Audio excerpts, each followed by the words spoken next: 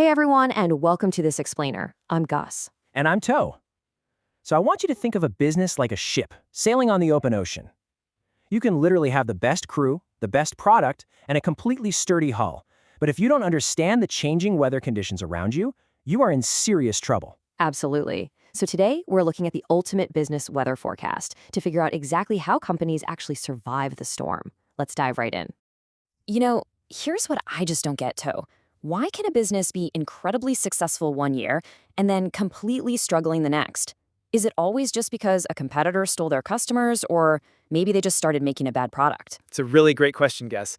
You'd naturally assume that, right? But often, the absolute most dangerous challenges don't come from competitors at all. They come from massive external forces out in the wider world. Okay, picture this. I start an online sneaker business. Sales are booming. I'm riding high. But then, bam, out of nowhere, you hit the sneaker storm. New government taxes are introduced. The price of rubber absolutely spikes. Customers suddenly decide they want a completely different style, and AI design tools disrupt your entire workflow. And to top it all off, environmental regulations tighten up. Wait, my sneakers haven't changed. My effort hasn't changed at all. Why is my ship suddenly taking on water? 2. Well, it's because of your business environment. In the business world, this refers to all those external factors that affect a company. We're talking about things that are usually entirely outside of your direct control. Kind of like the actual weather? Like, I can't just tell a storm to stop. Exactly. You can't control it.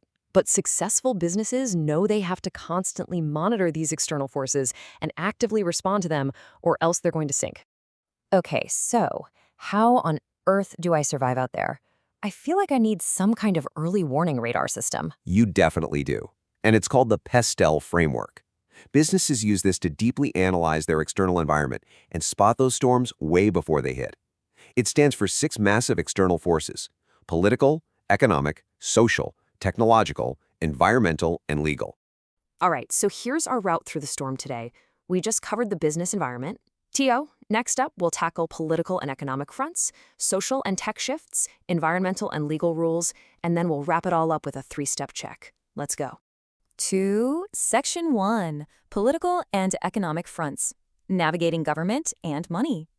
Let's kick things off with political weather. These are the government actions that directly affect businesses. Things like tax policies, trade restrictions, government spending, and overall political stability. Okay, so if the government suddenly taxes imported rubber, my sneaker business faces a massive roadblock and way higher costs. Yes, for sure. But remember, it goes both ways. It could also be an amazing opportunity if the government offers new tax breaks for small e-commerce businesses. It's incredibly dynamic weather, and you have to watch it closely.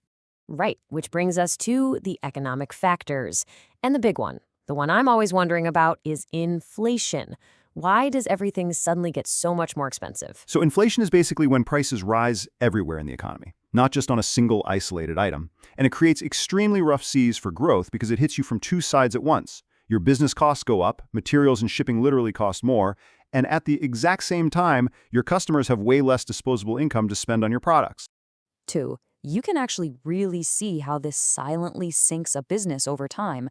Month after month, the cost of leather and rubber for your sneakers simply goes up. Wow. So even if I'm not doing anything wrong, inflation is just eating directly into my profit margins over time. Exactly right. If you don't adjust your prices or go out and find cheaper suppliers, this specific economic weather pattern will silently take you under. All right, Section 2, social and tech shifts, catching the shifting winds. So, social factors involve changes in society, shifting demographics, and consumer behavior. For example, right now we're seeing massive shifts toward healthy and sustainable choices over more traditional options. Oh, I see that everywhere. Going back to my sneaker business, maybe there's this huge shift towards sustainable, everyday athleisure wear rather than formal shoes. Spot on.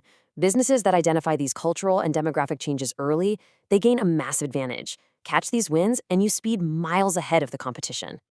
And then we have technological factors, which are easily the fastest changing winds of all. And tech is interesting because it has a totally dual nature. Right, because it's a massive opportunity. Things like artificial intelligence, e-commerce, and mobile apps are out there creating entirely new industries. But it's also a real threat. Automation and disruptive tech will absolutely destroy old industries if businesses fail to adapt. Technology can literally be the wind in your sails propelling you forward, or a torpedo that sinks you straight to the bottom. 2. Section 3. Environmental and legal rules. Surviving the new realities. 2. Now, environmental factors focus heavily on sustainability.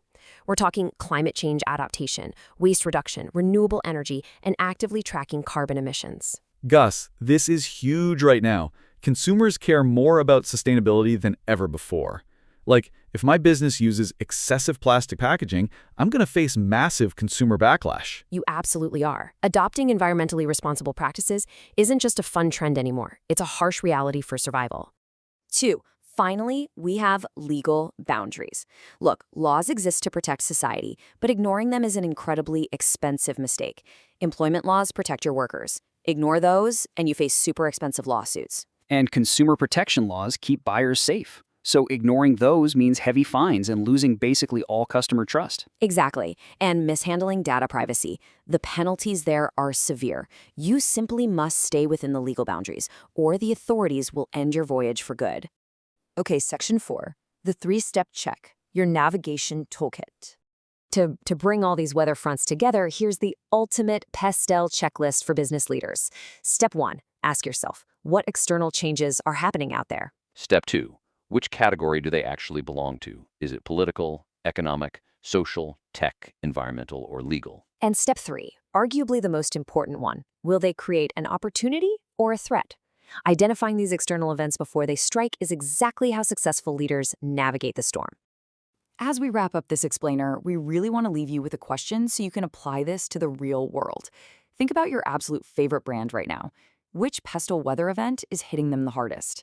And based on how they are navigating it, will they sink or sail? Tio, keep a close eye on the horizon, constantly monitor your environment, and you'll always be ready. Thanks so much for joining us on this explainer, and we'll see you next time.